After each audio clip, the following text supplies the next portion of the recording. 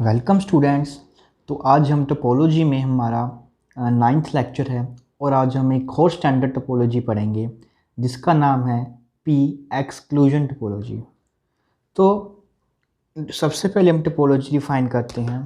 तो उसके लिए हम फिर से क्या करेंगे, हम लेट कर लेते हैं कि एक्स हमारे पास क्या है, एक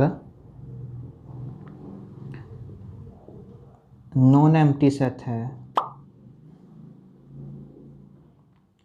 और हम लेट कर लेते हैं कि P हमारे पास कोई भी एक एलिमेंट है X में से, बी आ फिक्स्ड एलिमेंट। हम एक कोई भी एलिमेंट जो है चूज़ कर सकते हैं और इस बार हमने जो कलेक्शन है वो डिफाइन करनी है। इंक्लूजन ने हमें एम्प्टी सेट इंक्लूड करते थे, बट अब हम P एक्सक्लूजन टोपोलॉजी कर रहे हैं तो इसमें हम X इंक्लूड करेंगे और वो सब सेट इंक्लूड करेंगे X में, ठीक है, सच दैट जिनमें ये पर्टिकुलरली P एलिमेंट है वो बिलोंग नहीं कर रहा। ओके, तो चेक करते हैं क्या ये हमारे पास एक टोपोलॉजी बन रही है या नहीं। सबसे पहले हम एम्प्टी सेट देखेंगे। देखिए, जो P एलिमेंट है हमारे पास वो बिलोंग नहीं करता इस एम्प्टी सेट को। इट मीन्स जो एम्प्टी सेट है हमारे पास वो हमारा बिलोंग कर रहा है टाउ को। दूसरा, बाय डेफिनेशन एक्स सेट है हमारे पास वो टाउ में हमारा बिलोंग कर रहा है। अब बात करते हैं हम थर्ड प्रॉपर्टी की। थर्ड में हम फिर से क्या करेंगे, एक कोई भी आर्बिट्ररी कलेक्शन ले लेंगे। किस में से? फ्रॉम टाउ में से हमने फिर से एक आर्बिट्ररी कलेक्शन ली। ओके, तो अब केस क्या हो सकता है, जब हम इनकी यूनियन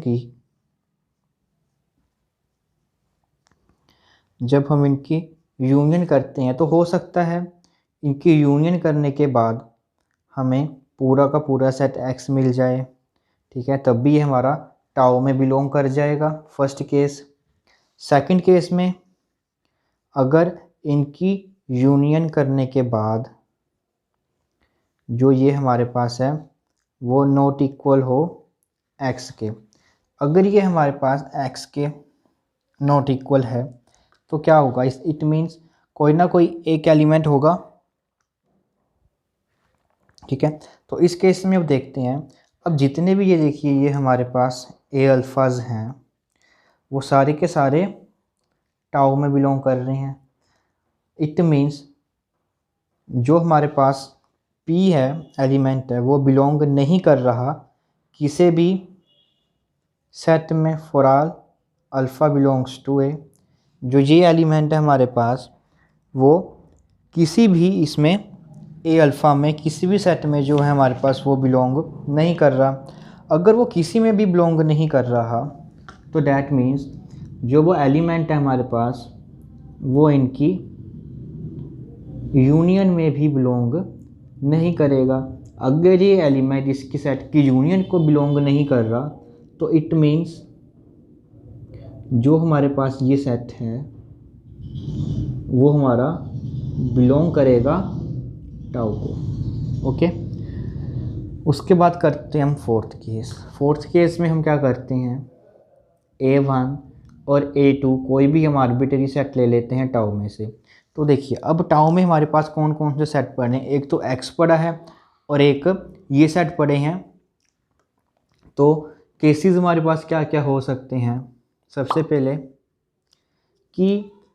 पहला केस हो सकता है कि हम जो ये दो सेट लिए हैं वो खुद हम दोनों के दोनों सेट ही हम जो हैं खुद X ही ले लें और इनकी जब हम इंटरसेक्शन करेंगे तो हमें क्या मिलेगा, X, और वो हमारे पास बिलोंग कर रहा है टाउ को।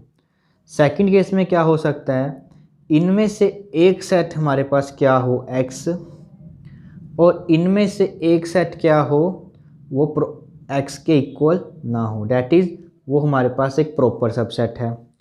अगर ये सेट x के इक्वल नहीं है, इट मीन वो प्रॉपर सबसेट हमारे पास नहीं है, तो इट मीन्स जो p एलिमेंट होगा वो बिलोंग नहीं करेगा, क्योंकि हमने टाउ में से लिए हैं, दैट इज़ p एलिमेंट है वो हमारे पास A2 में बिलोंग नहीं करने वाला। ठीक है, अब देखिए अगर ये एलिमेंट इसमें बिलोंग नहीं कर रहा तो इट मीन्स जो ये एलिमेंट है वो इनकी इंटरसेक्शन में कभी भी बिलोंग नहीं करेगा, क्योंकि वो A2 में नहीं है। अगर A2 में नहीं है तो इंटरसेक्शन में नहीं आ सकता, तो it means A1 intersection A2, इस केस में भी वो हमारे पास बिलोंग करेगा हमारा टाउ में।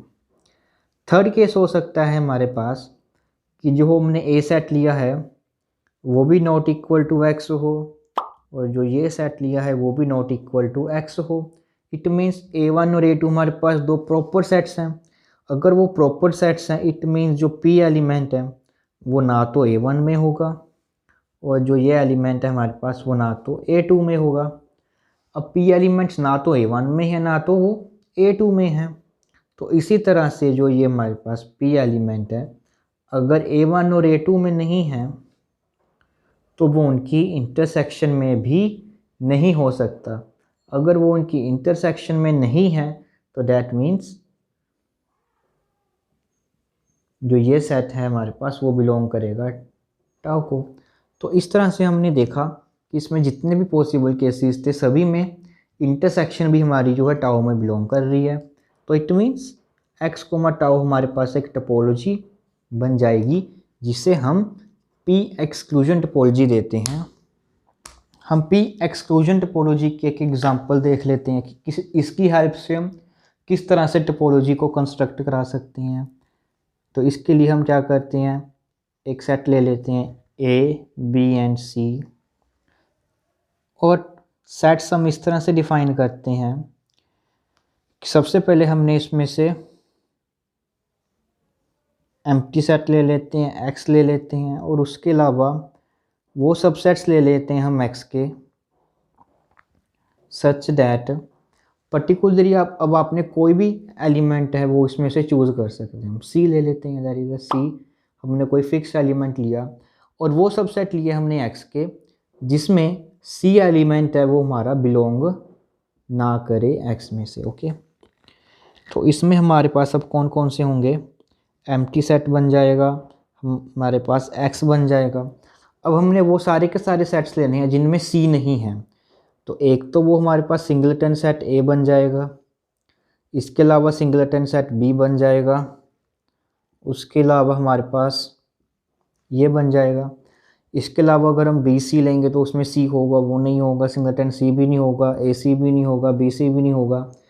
तो ये देखिए ये हमारे पास इस सेट के ऊपर क्या बन गई है, एक P एक्सक्लूजन। ठीक है, तो ये पर्टिकुलरली इसका क्या नाम बन जाएगा, C एक्सक्लूजन टोपोलॉजी हमने इस पर डिफ़ाइन कर दी। ठीक है, इसी तरह से हम सेट ऑफ नेचुरल नंबर के ऊपर भी डिफ़ाइन कर सकते हैं।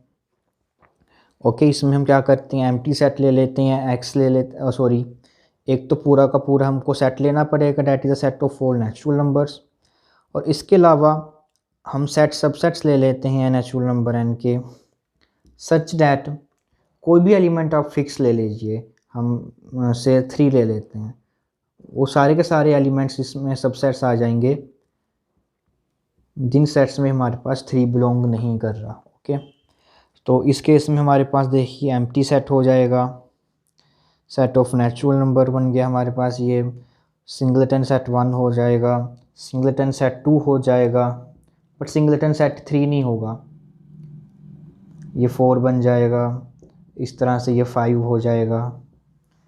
ठीक है, इस तरह से 1 2 हो जाएगा, पर 1 3 नहीं होगा, 2 4 हो जाएगा, 1 4 हो जाएगा। इस तरह से जितने भी ऑल पॉसिबल सेट्स हैं वो हम ले सकते हैं।